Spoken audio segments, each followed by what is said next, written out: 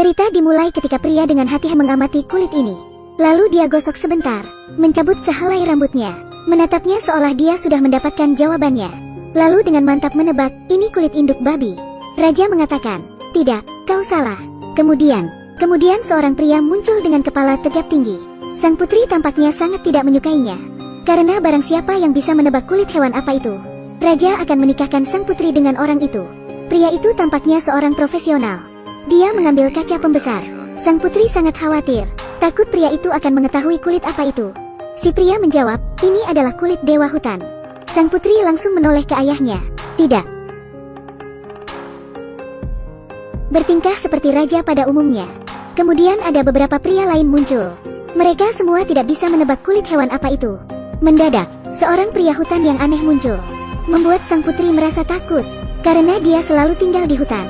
Indera penciumannya tajam melampaui orang biasa. Hanya dengan beberapa hirupan, dia bisa langsung tahu bahwa itu adalah kulit kutu. Seketika raja tercengang, senyumnya hilang. Ada apa dengan keadaan itu? Bagaimana kulit kutu bisa sebesar itu? Ceritanya dimulai saat beberapa tahun yang lalu. Sang putri sedang duduk di tengah panggung untuk memainkan alat musik. Meskipun dia menarik, tapi penonton berpikir putri seperti orang bodoh. Tetapi mereka semua tetap duduk di sana, mendengarkan dengan antusias. Sementara ayahnya selalu sibuk bermain dengan kutu. Di akhir penampilannya, penonton dengan semangat bertepuk tangan untuk Valet. Melihat itu, raja pun ikut bertepuk tangan dengan acuh tak acuh. Lalu segera kembali ke kamar tidurnya. Dan dengan cermat mengamati hewan peliharaan kecilnya. Raja bahkan membangun rumah mewah untuk kutu itu, agar tinggal di dalamnya. Sangat mirip dengan orang tua yang bermain jangkrik.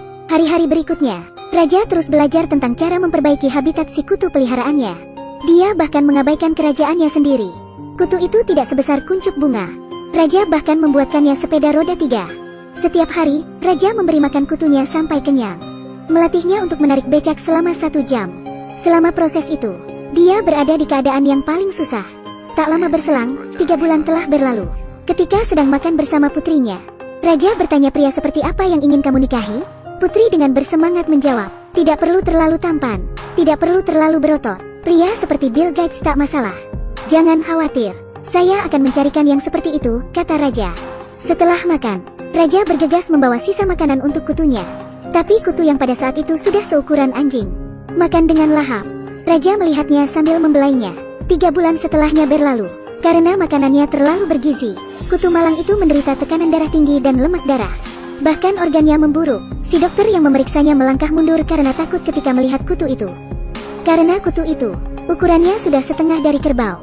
Melihat makhluk seperti itu, Tuhan pasti menyesal telah menciptakannya.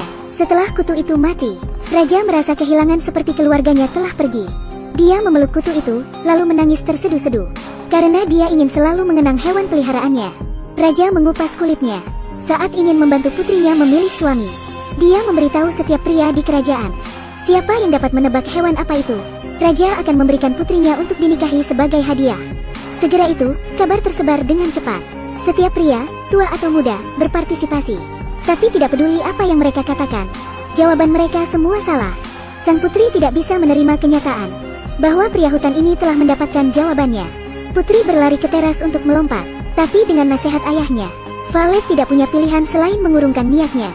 Putri sebenarnya sangat enggan dibawa oleh pria hutan itu. Pria hutan membawa sang putri menuruni tebing. Karena takut putri akan terjatuh, sang putri memegang erat-erat leher pria hutan itu. Sejujurnya, pada waktu itu, sang putri sedang dalam perjalanan menuju rumah pria hutan. Kenyataannya tidak ada jalan keluar. Ketika mereka tiba di rumah, di sana ada 4 kamar tidur, 1 ruang tamu dengan peralatan yang diatur secara unik. Setiap inci tempat itu membuatnya merinding. Sesampainya di kamar tidurnya, di sana tidak ada apa-apa selain tulang belulang yang berserakan di tanah. Sekarang Valet mulai merasa takut mati. Lahir dengan keadaan istimewa di kerajaan, bagaimana dia bisa hidup seperti ini? Di tebing di mana burung bahkan mau untuk buang kotoran. Di situ Valet meringkuk di lubang kecil, dengan wajah putus asa, yang lebih membuatnya terpuruk. Putri berpikir, apakah pria hutan memang berpikiran sesederhana itu? Dia tidak menunjukkan gairahnya. Ketika dia ingin menyenangkan dirinya, dia menyeret putri ke dalam gua untuk melakukannya. Suatu hari, dia melihat harapan di seberang tebing. Harapan itu muncul dari mereka semua si pemain sirkus. Gadis itu merasa sangat kasihan pada Valet, meminta anaknya menyelamatkan Valet dengan tali. Anak itu membawa Valet dengan tali menyeberangi tebing. Tapi diketahui oleh indera penciuman pria hutan yang sangat sensitif, Pria hutan mengejar mereka, tapi mereka berhasil memotong tali tepat waktu. Pria hutan itu jatuh ke dalam jurang yang tak berujung. Mereka dengan senang hati berpelukan. Kemudian Valet dengan senang hati pulang dengan kereta. Tapi sutradaranya belum mau orang hutan itu mati. Dia muncul lagi dengan tubuh yang tidak terluka. Tak butuh waktu lama, semua orang di sirkus dibunuh oleh pria hutan itu. Hanya tinggal Valet sekarang. Untungnya pria hutan masih memiliki perasaan kepada Valet. Dia membiarkan putri tetap hidup. Tapi ketika dia ingin menggendongnya, aksi kejam Valet dimulai. Valet segera memotong tenggorokan pria hutan itu. Kemudian dengan berlumuran darah, Valet kembali ke istana.